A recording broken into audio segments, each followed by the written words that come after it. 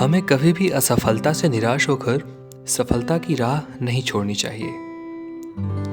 दोस्तों, हमारे साथ बहुत सारे ऐसे इंसिडेंट्स होते हैं जिसमें हम हमेशा फेल होते रहते हैं और एक निश्चित समय आने के बाद हम उसको छोड़ देते हैं कि ये हमारे बस की बात नहीं है, हम बार बार इसमें फेल हो रहे हैं। लेकिन वहीं सबसे बड़ी हमसे गलती हो जाती है।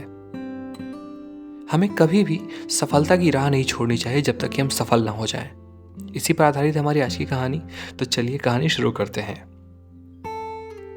अपने शोध के दौरान एक समुद्री जीव विज्ञानी पानी से भरे एक बड़े से टैंक में शार्क को डाल देते हैं। कुछ देर बाद उसमें कुछ चारा मछलियां डाल देते हैं। चारा मछलियों को देखते ही शार्क तुरंत तैरकर उनकी ओर गई और उन पर हमला करके उन्हें खा लिया। समुद्री जीव विज्ञानी ने कुछ और चारा मछलियों को टैंक में डाला और वो भी तुरंत शार्क का आहार बन गईं। अब समुद्री जीव विज्ञानी ने एक कांच का मजबूत पारदर्शी टुकड़ा उस टैंक के बीचों बीच डाल दिया। अब टैंक दो भागों में बंट चुका था। एक भाग में शार्क थी और दूसरे भाग में कुछ चारा मछली। अब जो पारदर्शी कांच था उससे शार्क चारा मछलियों को देख सकती थी लेकिन खा नहीं सकती थी। चारा मछलियों को देखकर शार्क फिर से उन पर हमला करने के लिए उसकी ओर तैरी, लेकिन कांच के विभाजन टुकड़ों के जो लगे होते उससे टकरा करके वापस आ गई। उसने फिर से कोशिश की लेकिन कांच के टुकड़ों के कारण वो चारा मछलियों तक नहीं पहुंच सकी। शार्क ने दर्जनों बार पूरी आक्रामकता के साथ चारा मछलियों पर हमला करने की कोशिश की, लेकिन बीच में कांच का टुकड़ा आ जाने के कारण वह असफल रही।